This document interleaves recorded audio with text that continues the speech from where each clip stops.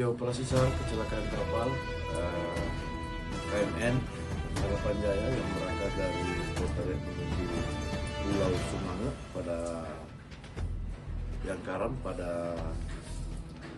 bulan Januari tanggal 10, tepatnya pada pukul 00 di perairan antara Selayar dan Talakeke Kabupaten Takalar.